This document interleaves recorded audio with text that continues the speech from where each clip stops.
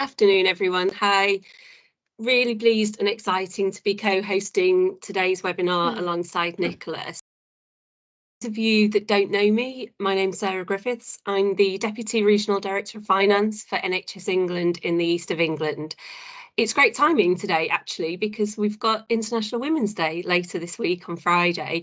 And the theme for that is Inspire Inclusion, and obviously how we can all drive the importance of diversity and empowerment across all of our society.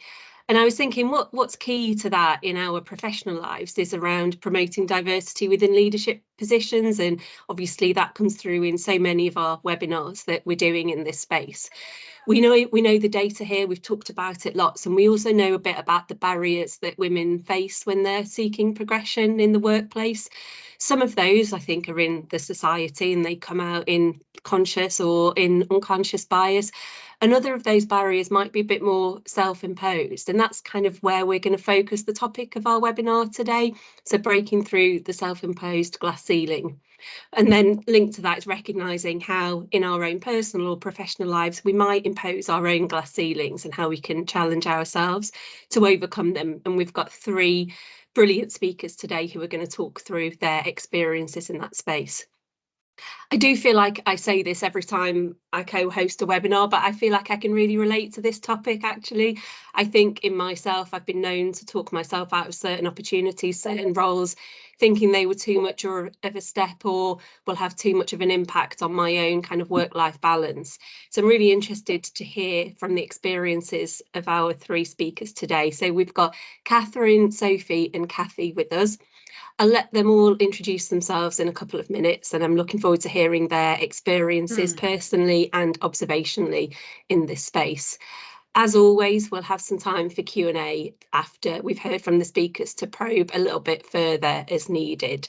So just a little bit of a brief reminder of some housekeeping.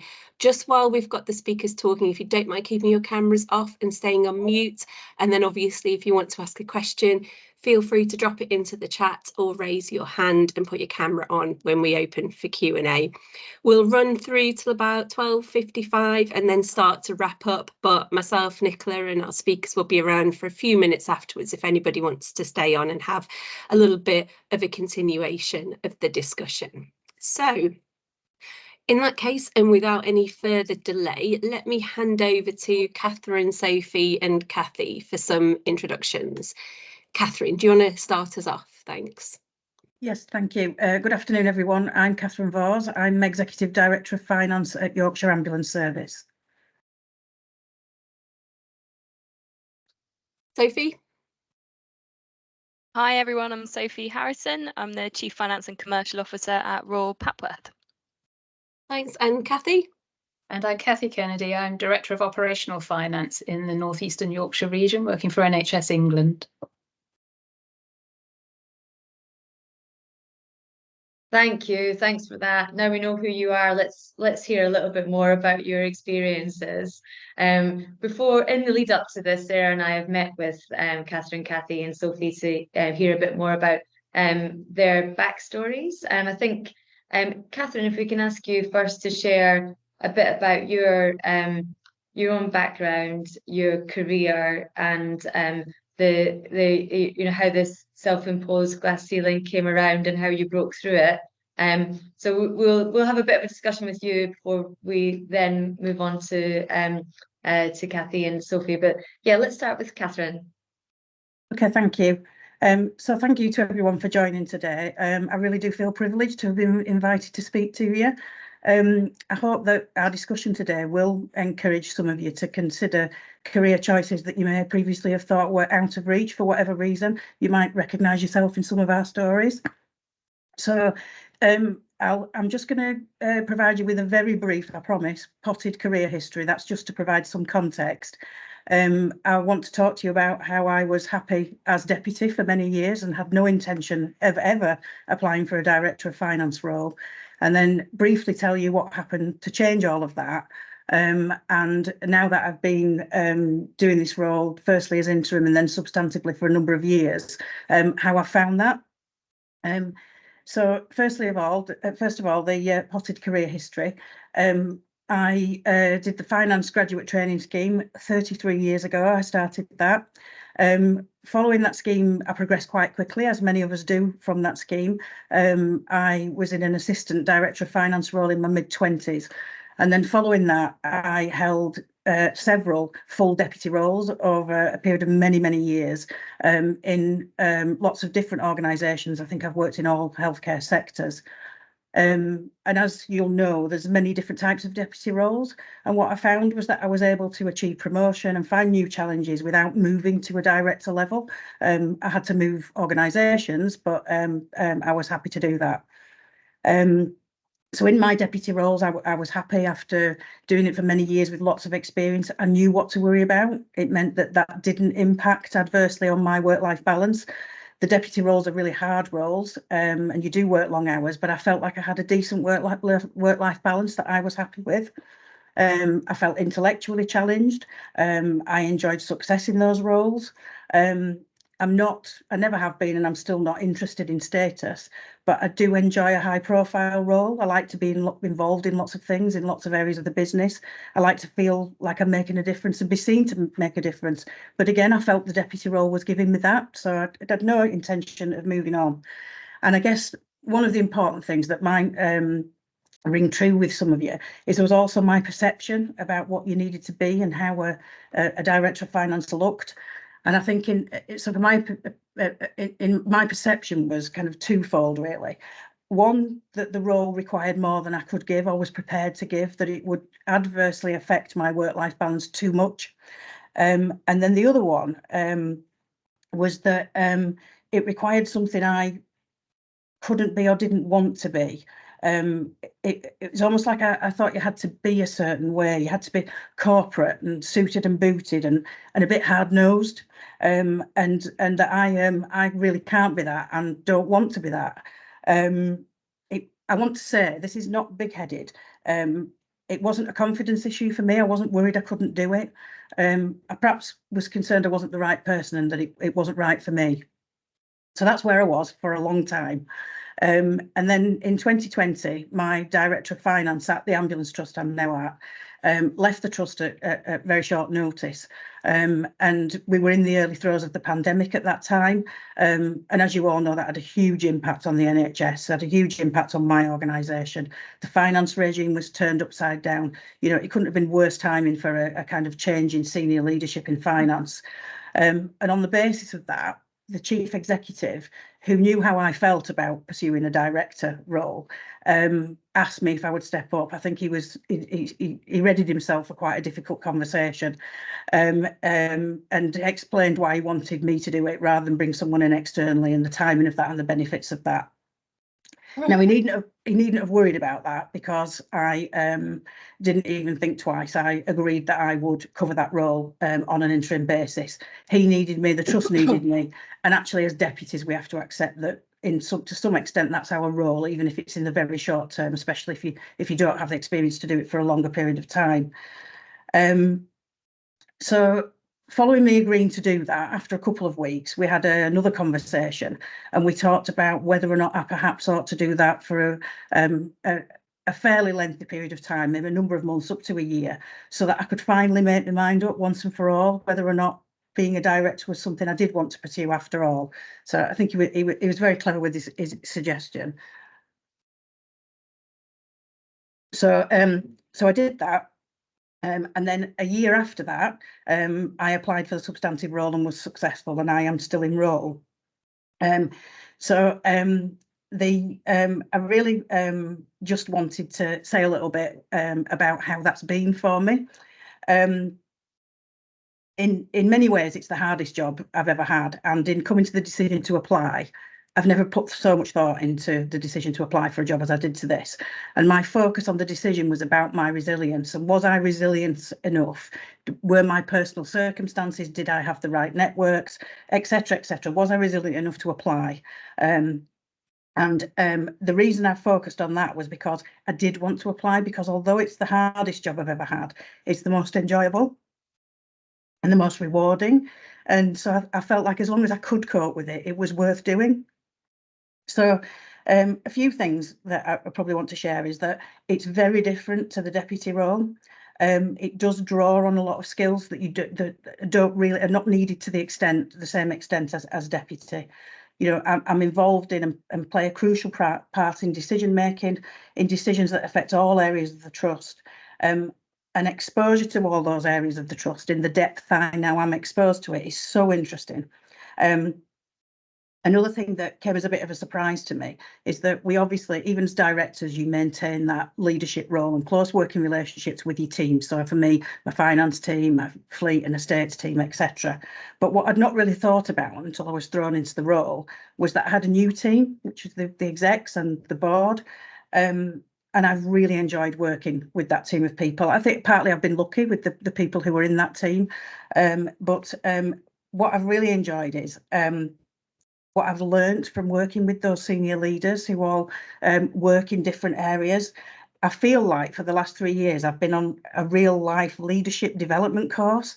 And I genuinely believe that in the last 3 years, my personal development has been greater than it was in the previous 30. And purely kind of on the job, learning that on the job. You know, I've really seen for myself the importance and the impact of compassionate leadership, of inclusion, of diversity of thought. And, you know, spoken to Nicola about this before, and I know it sounds really cheesy, but I do think it's made me a better person. And I guess the main message that I wanted to share is, you know, I talked about not seeing myself as this corporate suited, booted person that I had in my mind that you had to be. And actually being different to that, being compassionate and being passionate, which some people have described as my difference. I get a lot of feedback that I'm different to other directors of finance my colleagues have worked with, but that difference is my value. And that, you know, I bring my whole self to work every day. I would encourage everyone to do that, whoever you are, bring your whole self. That's what's really valued and really appreciated. You know, you don't have to do the job the way you've seen other people do it. You bring yourself and your own skills. So I really probably, one other thing I probably want to say is, although I mentioned before that I'm not status driven, and I'm really not, and I never have been. You know, my careers have nothing to do with kind of massaging any ego. But I have to say that I have a sense of pride in having reached director of finance level that I perhaps didn't have before, and that's given me a real sense of satisfaction. I'm sure we'll get into more of this in the questions and answers later, and we've other people to listen to. But that's in summary form my story, my experience. Thanks, Kathryn. And before we go on to Sophie, actually, there's a couple of things I just want to touch on in your story. If I could ask a couple of follow-up questions, if that's okay. And I mean, I think your story is fascinating, and what I like about it is that how open you are to admitting that you were happy where you were happy at deputy level, you were enjoying your role. Maybe you did have a couple of niggling doubts. I don't know if you did, but what you did say to me is that you didn't want to progress further at that stage, and then obviously as things happened, you were put into that role, and obviously that changed your mind. And if that hadn't happened, if the CFO hadn't left, what would have happened in your career, Kathryn? If you can look back over that, is it 4 years you've been in the CFO role for, or 5 now? It's coming up to 4, I think, a year interim, and then nearly 3 substantive. Yeah. Yeah. And I think, you know, by your own reflection, you would have said that you've missed out on the opportunity to do something different and go on that journey of leadership and developed a new team and learned so much. But would you have looked for something else at that point had your CFO stayed in the role, or how would it have been different? Yeah, I mean, we never really know, do we? But I think that I always said never say never. I never, you know, in my mind I wasn't ever going to pursue director of finance, but I did always caveat it with never say never, because you don't know the circumstances in which you find yourself. And again, without being big-headed, I'm sure there's others on the calls feel like this. If you haven't been brave enough to make that decision, to make the step up, you see people going past you, you see your peers going beyond where you have gone. And so I always had that little inkling, you know, well, if they can do it, or I'd be better at it than them, or, you know, it's kind of, you know, and kind of a niggling feeling that I should, but actually I wasn't ready to do that, wasn't ready to take that risk that it would impact. I think what the interim role obviously gave me the ideal opportunity to try that out, which was really great. And if anybody gets the opportunity, I would encourage you to do so. I guess what might have happened is that, you know, directors of finance do move on, and the role may have become vacant substantively without an opportunity to take the interim role. And I guess if I'd been in deputy in an organisation for any length of time, and that role became vacant, I might have felt like I needed to apply for it anyway. So I think that would have been the other circumstance. I can't imagine a circumstance, unless for some reason I became unhappy in my role, because if I was unhappy, I would move on. But unless I became unhappy, I can't imagine a circumstance where I would have pursued a director role elsewhere.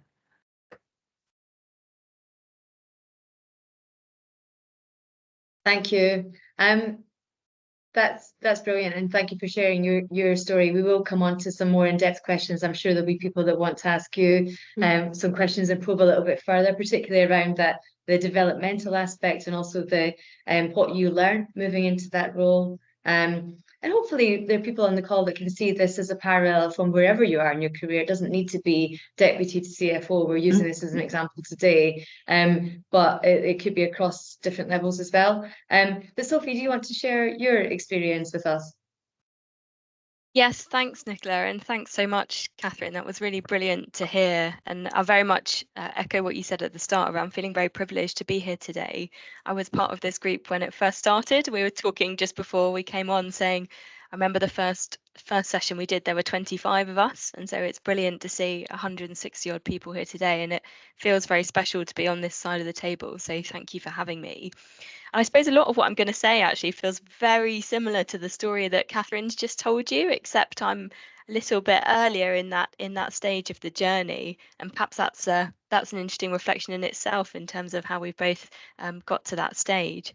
So just as a bit of history of my career, I started my career working at KPMG in audit and consulting, but very much in infrastructure, government and healthcare. And I can see there's a couple of people on the call actually who I worked with way back then in those days, which is brilliant to see those people in the NHS now today. And after I left there, I went and worked at a specialist trust in London, which absolutely gave me the bug for healthcare and instilled in me a really clear value set of what I wanted out of my career and what I enjoyed about work, which was problem solving, and very much to what Kathryn talked about, feeling that meaningful impact of the work that you do. And that's very much what drew me to the sector and what's kept me in it today. And I mentioned at the start, I'm CFO at the moment at Royal Papworth, which is a specialist hospital in Cambridge. And my opportunity really came to step into that role only in November last year. So really not long ago. So I'm 4 months in and I'm still here today to tell the tale. So gosh, that's something. And I've been working in a deputy role at Papworth for a few years. And my brilliant boss had been talking to me for a little while about a CFO role. And I'll be very candid today that the thought of that had always filled me with kind of equal part excitement, but equal part absolute terror. And I'd spent my career watching mostly men, highly capable men, but mostly men nevertheless, doing CFO roles in a particular way with a particular skill set. And a lot of those examples, I just thought, golly, that could never be me. I can't be that hard-nosed, massive economic brain that bangs a table or says no all the time, that seems to have all the answers, and works in a group of people that look identical. That's not going to be me. And I think a lot of that was around the confidence that I had to be able to do the role in a way that felt authentic to me and to be able to bring Sophie to work and be more Sophie. And I think that's probably been my mantra since I've stepped up into the role, is to really bring everything about me to the role. There is an astounding lack of female CFOs across the country, as we know, but in my region particularly, I think I'm one of only 2 or 3 female acute CFOs. And that played on my mind a lot as a deputy. You know, was there something about the perception of boards or chief execs that was also looking for a particular type of person in that particular finance mold? And what did that mean as a reflection on me? You know, I'm a pretty easygoing, smiley person who likes to have a laugh, and sometimes I have to leave at 1 o'clock because my 2-year-old's had a fall at nursery. You know, that I was worried about how the role would fit with life at home.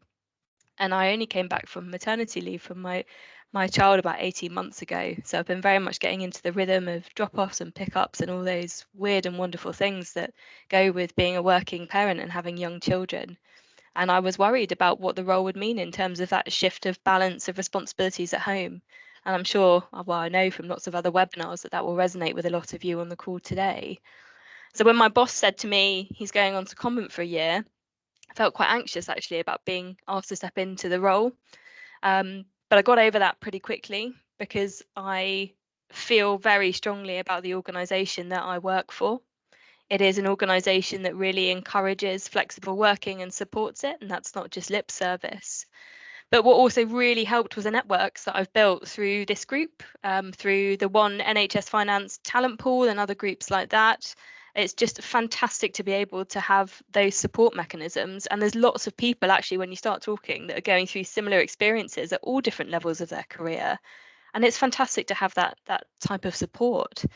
And 4 months in, I tentatively, I'm enjoying it, and I think I can do it. And that's a real step change, I suppose, from all of that self-doubt really that was running through my mind beforehand. And I'd certainly been approached about opportunities that I'd bottled previously for all of those reasons that I just spoke quite openly about before as well. So I suppose, what have I learned in my short time in role? Well, the power of networks and relationships. There's a number of people who've really helped me throughout my career. And again, there's lots on the call today, some fantastic role models. But there's a lot of people at a peer level and Ned's on my board who have really helped me test things and help give me some of that confidence. You know, for me, a lot of it has been about confidence, not probably technical ability. And the way that I've got over that is to test things and to talk. And collaborate, and that's really helped me have confidence in what I'm presenting and how I'm moving forward. I would say resilience is important. We talk about that a lot, don't we? But in a CFO role compared to a deputy, you get all sorts of things thrown at you.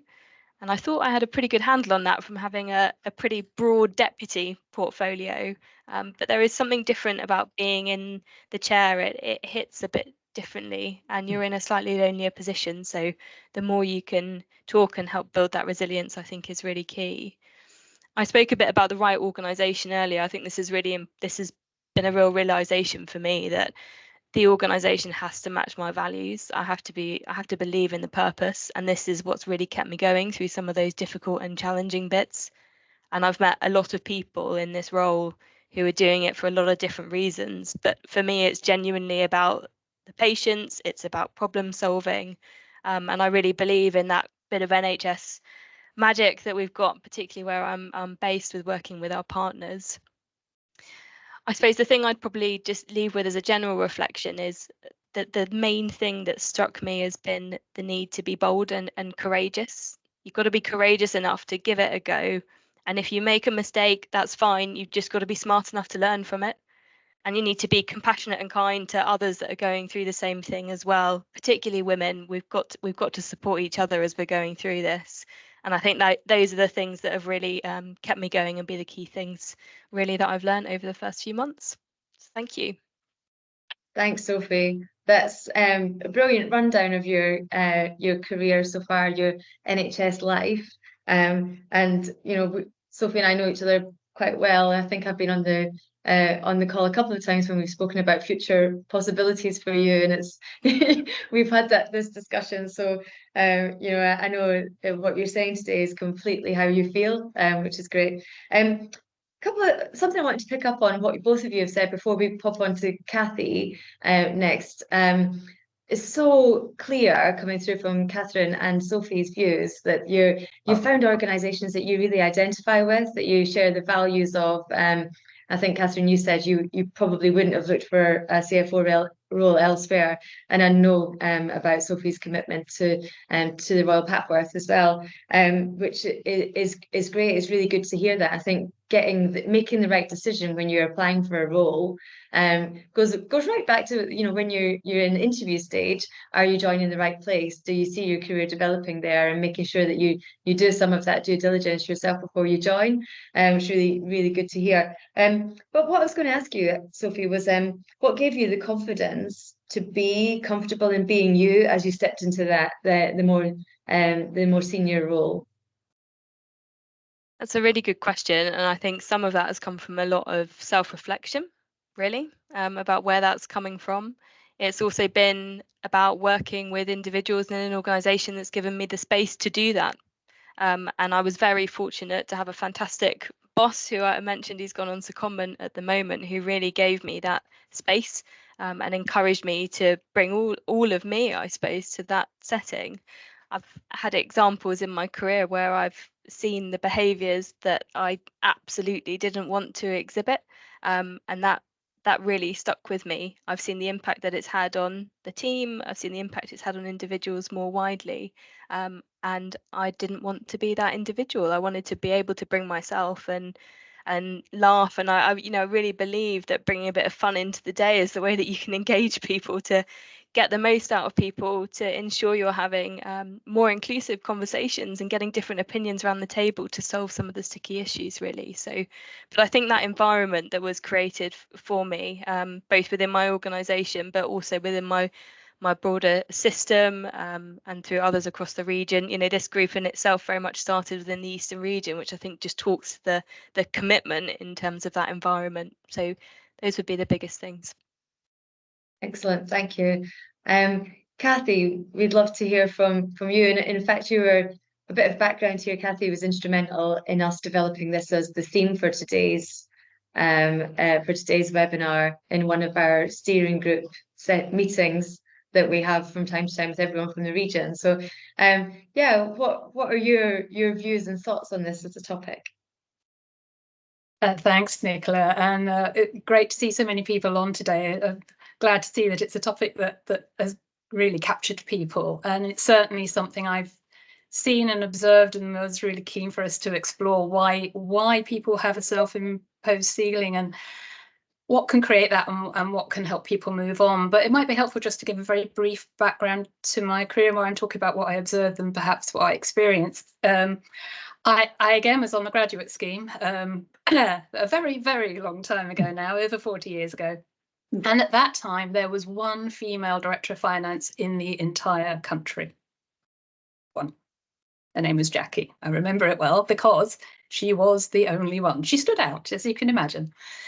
So there was a very kind of what I would now call old school view of finance directors. At that time, not even all finance directors were qualified accountants. I mean, we were talking a very, very different era, very male dominated, and a very kind of grey suit, if you like, kind of approach.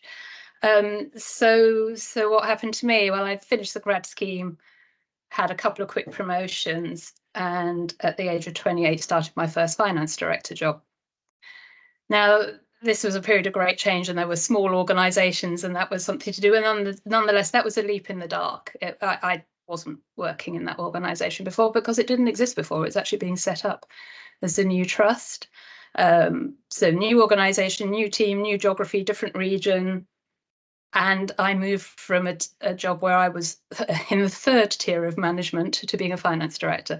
Now, when you look back, you think, how the heck did that happen, and why on earth did they appoint me? But I guess they were desperate. But, there's something about being willing to stand up and take that leap. And I was reflecting on what made me do that. And you've been talking and hearing a lot about having leaders who were supportive and such like. In my third tier role, I reported to someone who wasn't. He was part of an organisation. I was the most senior female in that organisation, in the finance team, in the third tier of management. And he wasn't very positive about me. And he went on a workshop because the NHS was reorganising, creating NHS trusts, encouraging finance people to consider stepping into CFO roles. And he went to this workshop and he came back, and his feedback was, well, Cathy, there were loads of women in there who were no better than you are. So heaven only knows how they expect to be a finance director. And I thought, saw an advert for a finance director, saw the sort of salary, realised it was a small organisation, and thought, well, do you know what? I'm going to have a go. And I think it's fair to say I was sitting in the interview room with the other men, because I was the only woman there. And one of the men actually turned around to me in that in the waiting room just before we were going into the interview and said, oh, so you're the token female that they've shortlisted, but of course you're far too inexperienced, you won't get it. And I nearly stood up and left. Nearly. But I thought, I'll sod it, I'm here now. I might as well go in. Sorry, excuse my French. Yeah, I might as well go in. I'll go for it. And to be honest, when they rang me the next day and offered me the job, he could knock me over with a feather. But he actually did me a favour, because I went in thinking, well, I can't get it anyway, so relax, enjoy it, be myself. And so we went from there. So I've had a real passion about women in finance leadership right from the beginning. I had my children after I was a finance director. And although I would say, of course, I didn't hit a glass ceiling, in many ways, I have moderated my career because of self-imposed limits around family and work-life balance, geography when they were in school. I wasn't willing to move the kids, etc. So not a glass ceiling as such, but certainly moderating and mitigating the career around those other things that are so important to me. What I've observed, though, in all of the kind of mentoring and sponsorship and other things that I've done over the years, what I've observed is that people create a glass ceiling in very different ways. Sometimes they self-impose a glass ceiling by setting a whole set of constraints around what the next job must look like, that actually they haven't got a cat in the hells of that job ever turning up, or not in the next 15 years, 20 years. So they'll say, well, it has to be in this geography, and it has to be this type of organisation, and it has to be that kind of place, and it has to be this sector. And they narrow it down and narrow it down. I actually had one lass that I was mentoring, and I said, so basically, there's only one job you will go for, and that relies on the current finance director retiring. And she said, oh, yeah, that's right. And I said, well, you could have a long wait, and it may not happen when it comes up, but if that's your choice. And she did actually go and look on a slightly wider geography and got that role and was a finance director a year later. But sometimes I think people don't realise what they're doing to themselves by starting to create all of these stipulations and constraints of exactly what it needs to look like and be. And then we have, I've observed people who say many of the same things that Sophie and Kathryn have been saying about, well, my role model is this. Sometimes I think this person is a fantastic finance director, and I can't be them. I think they're the best, and I think they're great, and I just don't see how I can do that and be that person. But it's not about being that person, as Sophie and Kathryn has said. It's about bringing yourself and not trying to be someone else. If you try to be someone else, it's just not going to work. For you or for the organisation you're joining, you have to bring your authentic self. And the other thing I've seen is people being really worried about that step up to a director being very exposed. Lonely is a word I've heard. Head above the parapet, and it's going to get shot off. All those sorts of things. So I guess my experience and what I'm hearing from both Kathryn and Sophie is that yes, you might then be the most senior finance person, but you gain a team, you gain an executive team. You also have to build your team through your networks with other finance directors. And all through my career, I've had a mentor all the way through every time I change a job. And I just think that that's enormously important to my personal resilience and something that I would always suggest to others. So I don't want to speak for too long because I think it's very much about questions and answers. So yeah, I think it's always good to reflect with a mentor, just yourselves, and think, am I actually creating a glass ceiling that isn't necessary? There are people out there who have a work-life balance that they're happy with young children. It doesn't have to be the case that if you've got a young family, you shouldn't be stepping into a finance director role, or that you can't do it just as well as anyone who hasn't got a young family, or who's a man who's got a young family. I mean, come on, these days, men are heavily involved in their family lives as well. So let's not create our own self-imposed assumptions and constraints that stop people moving up and on.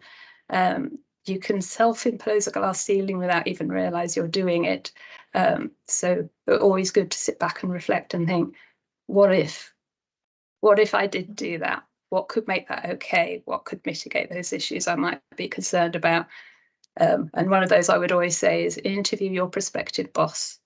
because you need to know that your prospective boss is going to be someone you can happily work with, who will support your work-life balance and understand and be supportive of that.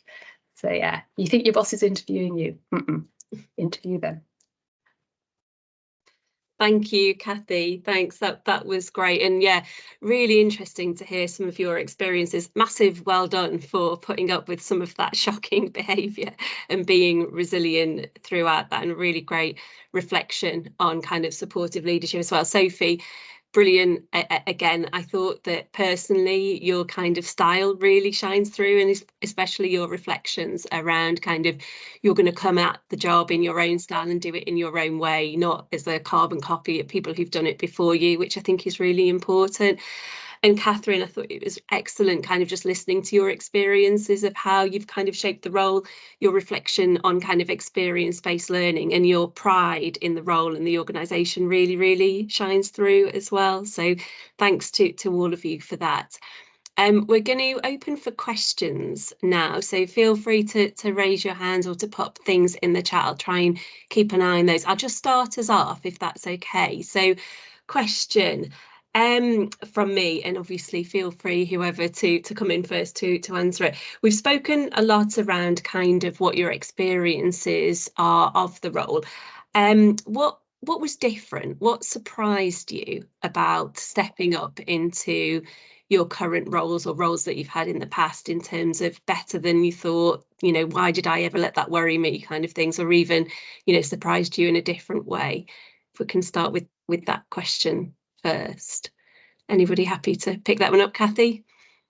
Yeah, I would say what really surprised me in my first finance director job, a lot of things that didn't surprise me, like I probably didn't have enough experience in some things, but what really surprised me was how comfortable I found it, how actually working at that level, making those longer term decisions, working with executive colleagues actually felt really comfortable and natural, and wasn't as in the end as terrifying as I thought it might be at the time. So I think sometimes we think that next step is going to be a massive leap, and yes, it is. It's different. Of course, it's different. But I think what really surprised me was sort of within 3 months thinking, yeah, I can really do this. Yeah, I was about to say the same thing, Cathy, but I suppose of personal reflection as well, and just thinking of Sophie Pallett's fantastic point in the chat as well, and Sarah's question around balancing the role with childcare responsibilities. Oh, yeah, I have a very young child, and I was really worried about that balance of responsibility and that shift. And actually managing that has not been as onerous or difficult as I perhaps thought it would be. And I, again, talking about self-imposed barriers, I think I worried about what that might be like, and the reality hasn't manifested in that way. And I actually think it's enabled me to be better at the role, and vice versa, to pick up on what Kathryn said earlier, because you learn different things. And then my final point would be dawning realization, as always, that nobody has all the answers. And so really a huge amount of this job, I've put it in the chat as well, I think, is about how you work with people, how you collaborate, it's how you listen, it's being creative. And I suppose that element of creativity sometimes feels a bit alien to us as accountants in our background, but there's a real space for creativity in problem solving, and no one person is sitting there knowing it all with all the clear answers. So all views and suggestions are valid. Thank you. That's great. Nazreen, did you want to come in with your question? Yeah, I just had a quick question. So like Sophie, I trained with KPMG in Bristol, and then I've had a career break to have my children, and I noticed sort of tangibly my career didn't just halt, it did go backwards, because I was taking and accepting roles that were of sort of lower grade than before I'd actually had the children. So it was almost like my experience hadn't counted. It was almost like pre-qualified status in some respects, because I was very bound by the hours I had to do. I am now a single mum. What is so again, the children's needs, there's only me, there's no family to pick up the children if they're poorly, it's just me. So team of one. what are your honest views? If I was applying for a very senior role, what are your honest perceptions if you knew what my status was, knowing about, what would your perceptions about my commitment to the role be? And I'd really appreciate like a really honest answer so that I know what the barriers are. Thanks, Nazreen. Does anybody want to pick up that one first? I'm happy to, Sarah, if that's helpful. Yeah. Thanks, Cathy.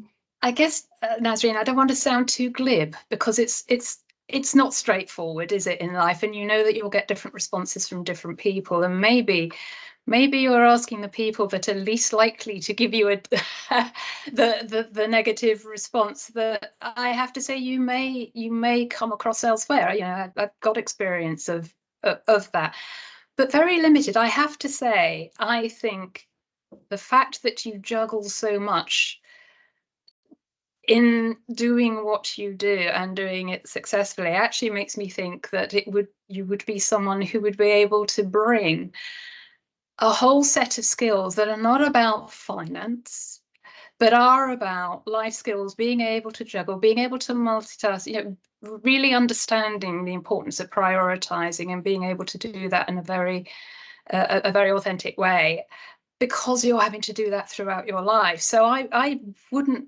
see the fact that you have young children and a single parent, but I'm sure you would also be bringing to the conversation about what you're doing to make sure that you've got that resilience and that you can give that commitment. But I wouldn't, as someone receiving your application, presume that was going to be an issue, because I would anticipate someone applying for a senior role and who's had a senior role in the way that you have, that you understand what's needed in terms of commitment.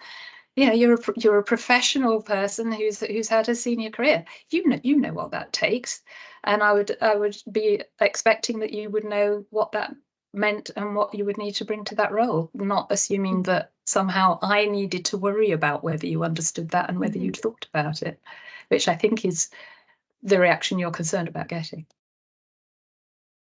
Thanks, Cathy. Kathryn, what's your take on this one? Yeah, I mean, I wouldn't have any kind of adverse thoughts around that. What I would say is that many people, if you were applying for a job, I know the NHS is a small world, but they may not know your personal circumstances. It might actually be much more irrelevant than you think in terms of someone else's decision around shortlisting you and interviewing you and potentially appointing you. So don't worry too much about it, is one thing I would say. But what I would say is kind of looking at it from the other side, is you have to be sure that the move you're making is right for you and the timing is right. So unlike Sophie, I don't think I could have made the move to Director of Finance when my children were that young. I don't know, because I never tried it, so I'm not saying it would have been impossible, but I don't think that would have been right for me.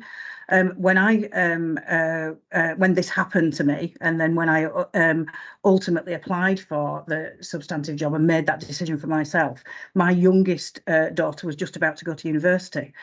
So I was about to be left with an empty nest. And so I absolutely knew that didn't have to be part of my decision. And I've thought about whether or not I regret not having made that move earlier.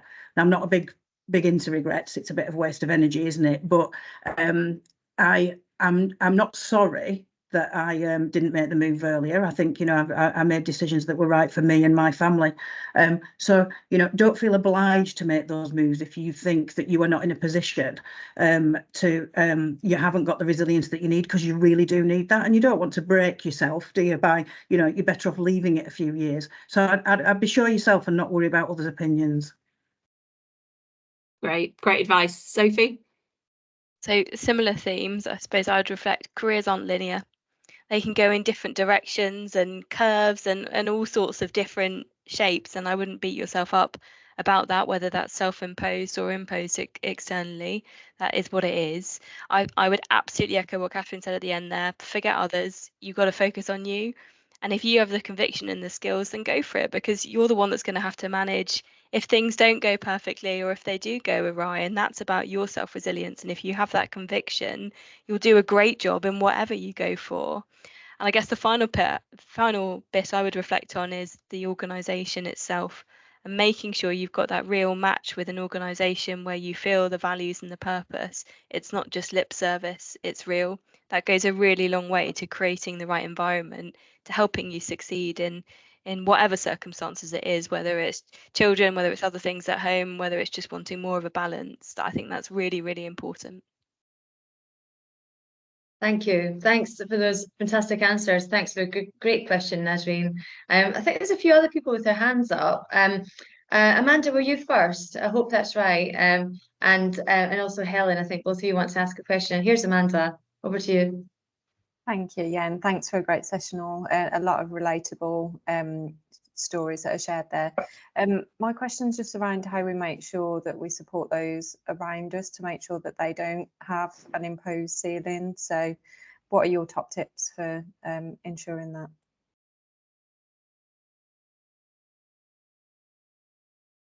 Who should we go to first?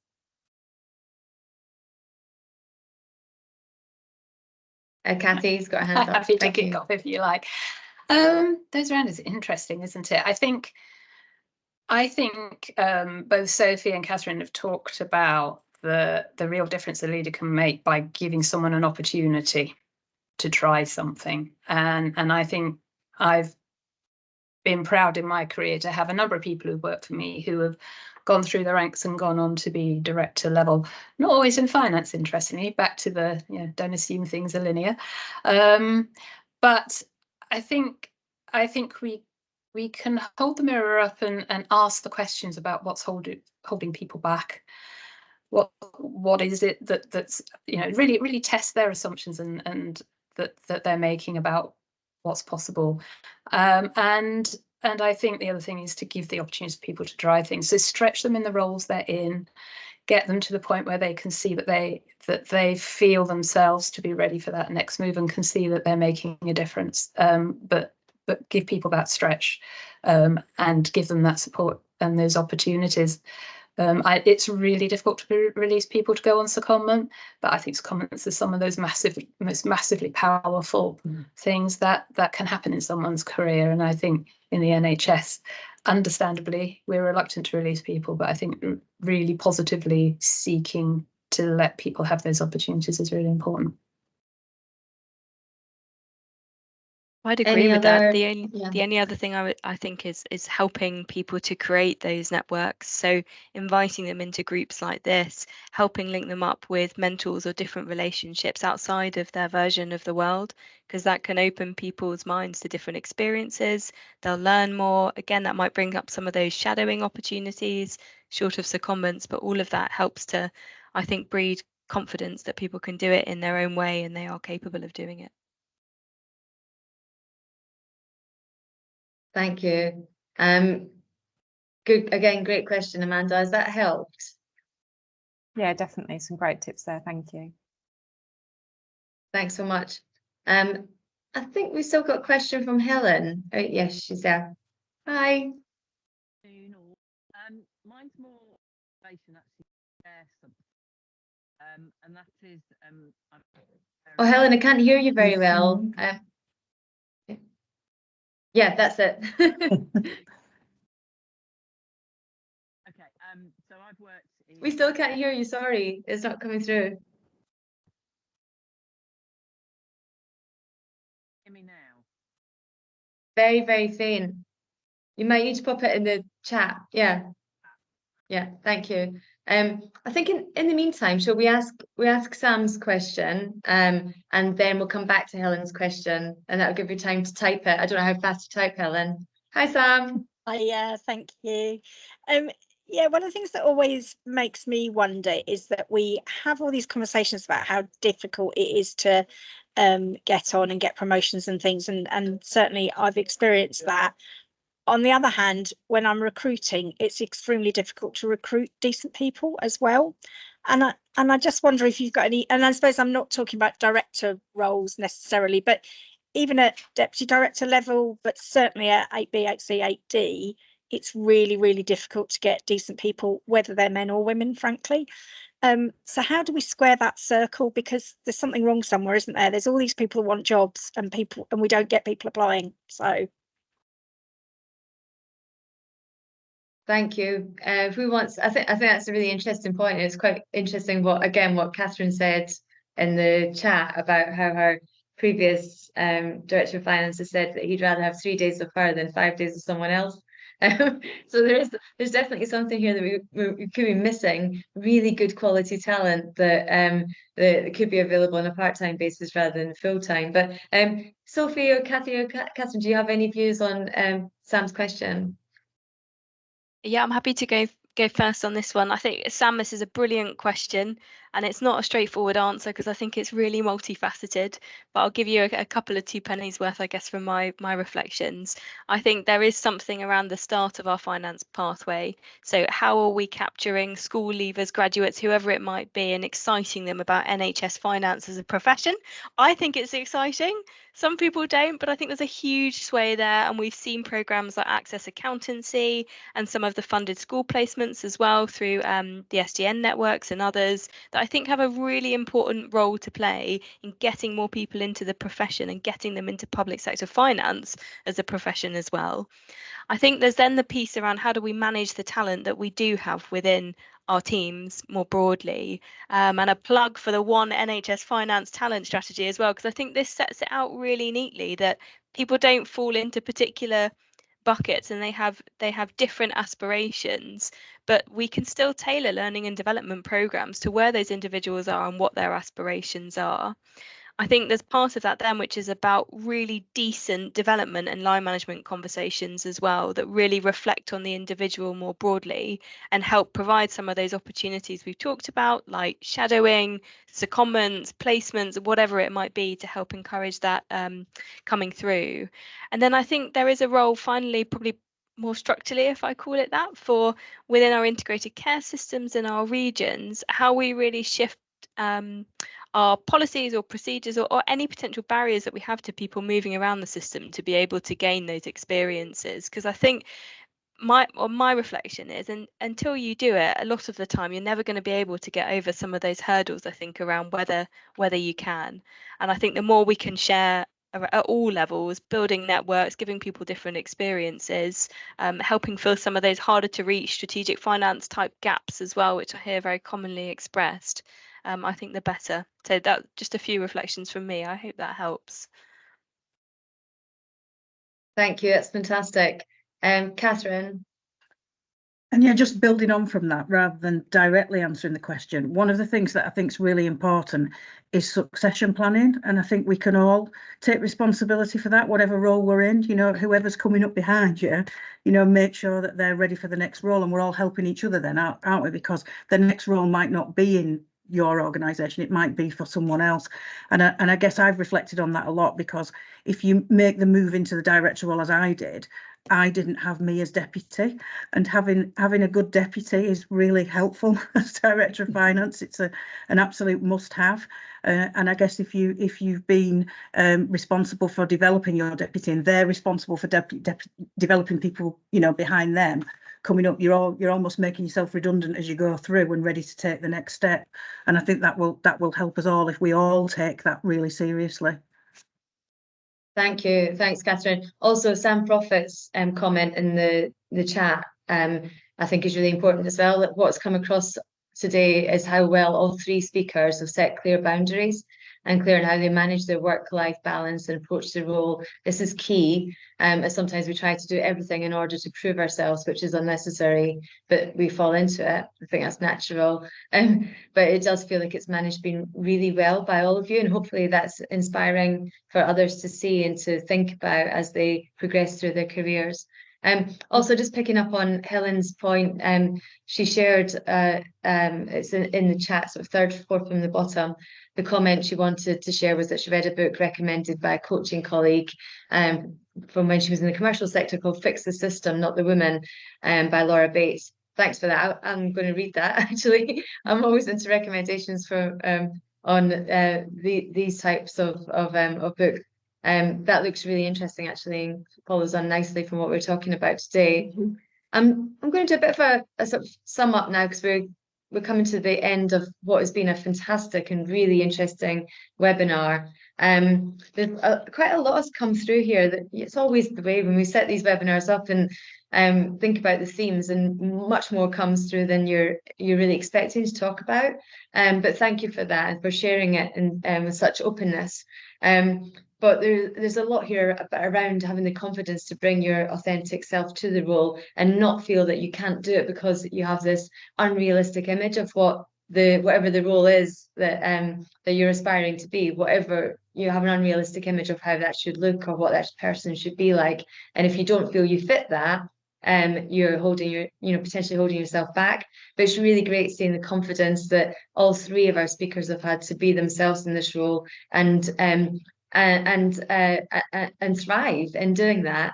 Not only doing their job really well, but also really enjoying it and getting something out of it for themselves as well. We've heard quite a lot of language. It's been quite interesting. Sophie spoke a lot about feeling worried and anxious before her role, but then bringing fun to it and really enjoying it, bold and courageous. It came across so strong how much Kathryn loves her role, and how much Cathy's attacked her career with resilience, Vove, spirit. I love that, and I think you're inspiring me. So thanks for that. It's also really interesting how many of us have imposed a glass ceiling on ourselves without realizing that we've done that. So hopefully we can maybe think about that after today's webinar, and what we can do to overcome that going forward. So just a couple of thank yous. I want to say thank you to Sarah for co-hosting the webinar with me, as always. And a massive thank you to our three speakers today, Kathryn, Cathy and Sophie, for sharing your experiences in such an open, honest and natural way. I think, sometimes I reflect and think the NHS is in safe hands when you see some of the calibre of people that are working in the most senior level roles. And thanks to our audience. There's a lot on the call today that are new. And so I hope you've enjoyed this webinar if it's your first one, or if you're a returnee like Cathy and Sophie, the original cohorts, then hopefully you're still finding these really useful webinars for you, your development, your team, and so on. Please do keep recommending us. We've had a flurry from the Southwest system recently, and so make sure that you are recommending the webinars to your networks and encouraging your male colleagues as well to join them. We do want these sessions to be for every leader, in understanding what some of the barriers can be in preventing females progressing in their career. But this isn't a women's problem. So just one more date for your diary. Apart from this Friday's International Women's Day, I'm sure there'll be lots going on LinkedIn and perhaps in your own organisations.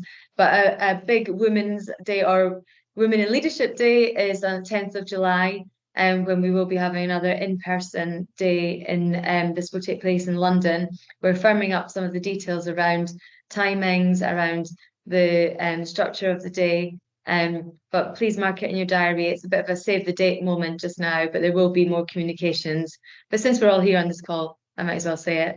But thanks everyone. We are staying on for 5-10 minutes afterwards to continue the chat. If you want to, then please stay on. But otherwise, thank you for attending today. Really appreciate it.